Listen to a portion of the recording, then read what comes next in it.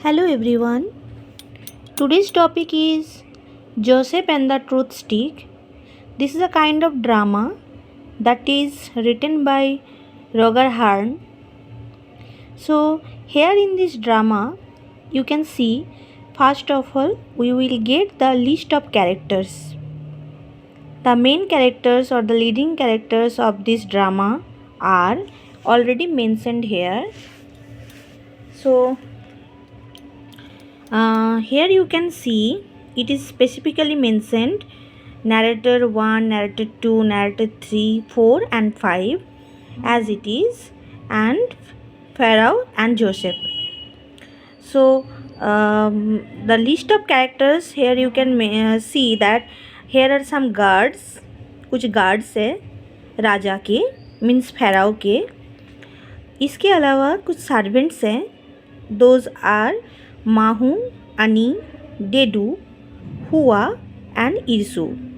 These 5 persons are the servants of the Pharaoh. Joseph, the most intelligent advisor of the Pharaoh, and the guards. So these are the main characters जिन लोगों को लेके ये जो मेरा drama है ये drama आगे कंटिन्यू होती रहेगी. It will be continued. Okay. So first of all you can see the drama starts in this way that means the first scene start in this way that the Pharaoh is standing in his treasure house with his guards, servants and his advisor Joseph. So who is the Pharaoh here? I know most of all knows this that Pharaoh जो है ये concept Egypt के साथ belong करती है. Actually Pharaoh is an Egyptian emperor. मिस्र में Egypt में राजा को Pharaoh नाम से जाना जाता है. सो ऐसे ही एक राजा द Pharaoh ही is standing in his treasure house. अपनी जो ट्रेजर हाउस है उसमें वो खड़े हैं. उसके साथ साथ कौन है? उनके गार्ड्स हैं, उनके सर्वेंट्स हैं and his main adviser Joseph. उनको जो सबसे जो फेवरेट और सबसे इंटेलिजेंट उनका जो एडवाइज़र थे वो थे Joseph. Okay. So the first one is the first dialogue started with narrator 1. Once in the ancient land of Egypt, where the river Nile flows lazily and the stern stone phoenix gazes out over the desert, the Pharaoh visited his treasure house. So ये कौन से ज़माने के time की बात किया जा रहा है? ये एंशियंट इजिप्ट के बारे में बात किया जा रहा है, ना कि मॉडर्न इजिप्ट. एंशियंट इजिप्ट मतलब पुराने ज़माने की इजिप्ट जहाँ रिवर नाइल फ्लोज लेजीली, बहुत ही धीरे धीरे बहती हुई रिवर नाइल आगे बढ़ चुकी है. And the stern stone Phoenix, जो फिनिक्स मतलब a kind of religious statue of Egypt. माना जाता है कि फिनिक्स का जो सर है वो ह्यूमन का है और उसका जो बॉडी है that is of a lion. So lion the king और ह्यूमन का ब्रेन दोनों मिला के एक स्टैचू, एक रिलीजियस स्टैचू बनाया गया था that is known as Phoenix. तो ये फिनिक्स कहाँ पर बनी हुई है? डेज़र्ट में, इजिप्ट के डेज़र्ट में. उस डेज़र्ट का रखवाली करने का काम करती है फिनिक्स. ये इन लोगों का रिलीजियस एक विश्वास है अपने अंदर कि फिनिक्स जो है वो होल इजिप्ट को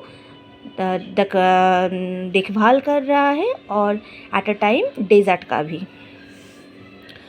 सो ऐसे एक जगह की Pharaoh कहाँ विज़िट कर रहे हैं? अपनी ट्रेजर हाउस, जहाँ पर वो अपने सारे जेवरत, ज्वेलरीज एंड ऑल जो भी इम्पोर्टेंट कॉस्टली स्टोन्स है सब कुछ वहाँ पर वो रखे थे. So the Pharaoh accompanied by his guards and servants and his counselor Joseph walks into a hall. तो ये ट्रेजर हाउस जाने के लिए उन लोग एक हॉल के ज़रिए पहुंचना पड़ता है. तो Pharaoh किसके साथ साथ जा रहे हैं? With his guards, with his servants and his counsellor Joseph. सब एक साथ एक हॉल को क्रॉस करके आगे बढ़ रही है. Narrator 2. He wanted to see the fabulous moonstone, a milky white crystal that sparkled like a rainbow when held up to the sunlight. Pharaoh किस लिए अपने ट्रेजर हाउस विजिट कर रहे हैं? Just to look after his moonstone, check करने के लिए कि उनका जो सबसे फेबुलस मीन्स बहुत ही अमेजिंग, वेरी इंटरेस्टिंग ऐसा एक मून स्टोन है फेराओ के पास, जो नॉर्मली मिल्की वाइट कलर का एक क्रिस्टल है, basic sea crystal, but it sparkled means it shines like a rainbow का जो कलर्स होता है वो सारा कलर्स इस क्रिस्टल के अंदर स्पार्कल्ड होता है, साइंस होता है, जबकि इसको हम लोग सनलाइट में पकड़ते हैं। सूरज की जो किरण आती है, द सन रेज, ये जब इस क्रिस्टल के अंदर जाती है, pass through this crystals, then the crystal shines like a rainbow. Okay, so this was the first page. Now let us come to the next page. Narrator 3. Okay, Narrator 3. Of all the jewels in his treasure house, the moonstone was the pharaoh's favorite. उनके treasure house में जो भी jewels रखा हुआ था उसमें से moonstone उनके लिए सबसे पसंदीदा था. Narrator 4. He waited patiently while a servant opened the box containing the amazing gem. तो फेराओ वेट कर रहे थे बहुत ही शांति के साथ, जब एक सर्वेंट उस बॉक्स को, जिस बॉक्स के अंदर मूनस्टोन रखा गया था, उस बॉक्स को खोल रहे थे धीरे धीरे. The servant open the box with a flourish. वो सर्वेंट जो है वो बॉक्स को ओपन किया तुरंत. Narrator 5. To everyone's horror the box was empty. सब डर गए थे ये देख के कि एक्चुअली वो बॉक्स जो था वो खाली था. Everybody gasps. The pharaoh looks furious. सब कोई तो चौंक गए और उसके साथ साथ फेराओ जो है वो गुस्से से लाल पीला हो गए थे. फ्यूरियस मतलब extremely angry. Narrator 1. The Pharaoh's face darken like a thunder cloud. Pharaoh का फेस देख के लग रहा था अभी जैसे जो काला बादल होता है आसमान में, उससे जैसे बारिश टूट पड़ती है, वैसे ही लग रहा था कि फेराओ के गुस्सा भी टूट पड़ेगा सबके ऊपर. Pharaoh, who is responsible for this outreach.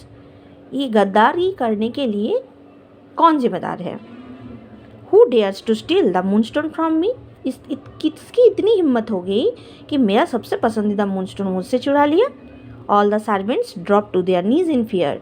तो सर्वेंट्स जो है उन लोगों को लग गया कि सबसे पहले शक हम लोगों के ऊपर ही आएगा. सो सब दे सरेंडर्ड ऑल. तो उस लोगों ने क्या किया, अपने घुटने के बल पे बैठ गया डर के मारे फेराओ के सामने. The servants. We don't know mighty Pharaoh, but it was not us. Pharaoh, हम लोगों को नहीं पता कि ये किसने किया, बट हम लोगों ने नहीं किया. Next page. Pharaoh said, I don't believe you. I shall have you all executed. Guards, seize these traitors, take them away from my sight and cut their heads off. मैं तुम लोगों में से किसी को भी विश्वास नहीं करता हूँ. I shall have you all executed. Executed मतलब सबको तुरंत मार देना, सर काट देना. तो सबको मार देंगे. गार्ड्स को ऑर्डर कर रहे हैं Pharaoh that seize this traitors. ये सारे जो ट्रेटर्स हैं, जो गद्दार हैं, इन लोगों को सीज करो मतलब पकड़ लो. Take them away from my side. उन लोगों को मेरी आंखों के सामने से हटा दो. एंड काट देयर हेड्स ऑफ. सभी का सर जो है काट दो. Okay. The guards. At once your majesty. जी हुजूर, ऐसे टाइप का जी हुजूर. Narrator 2.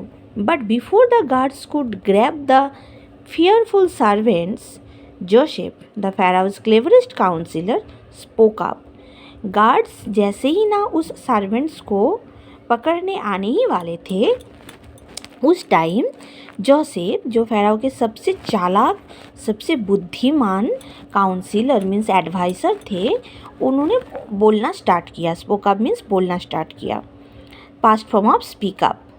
Joseph said, please your highness महाराज, I beg you not to spill the blood of innocent main.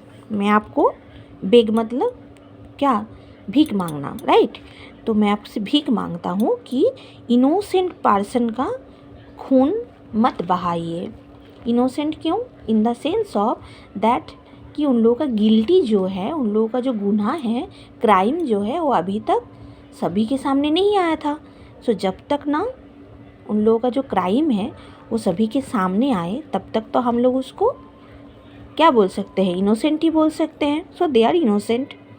फ़राओ said, but these 5 men have stolen the moon stone. Pharaoh बोल रहे हैं लेकिन ये पाँचों के पाँचों आदमी मेरे मून स्टोन को चुराया है।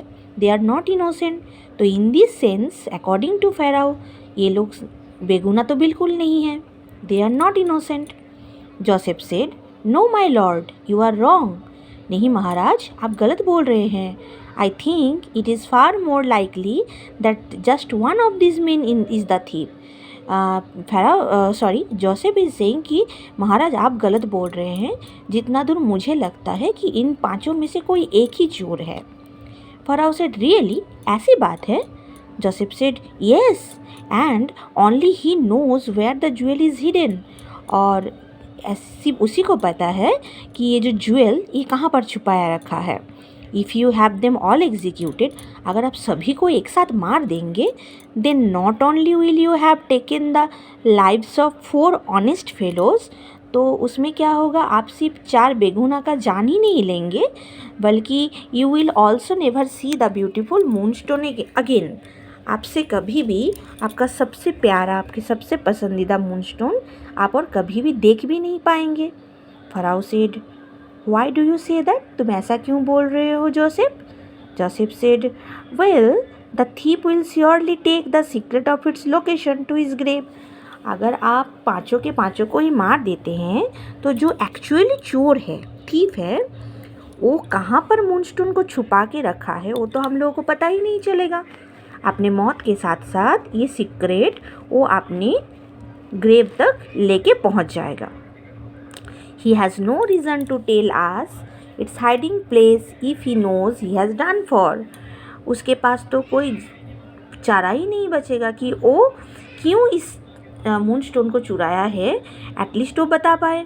Therefore, we should try to discover who the real culprit is. तो फिर हम लोगों को क्या करना चाहिए?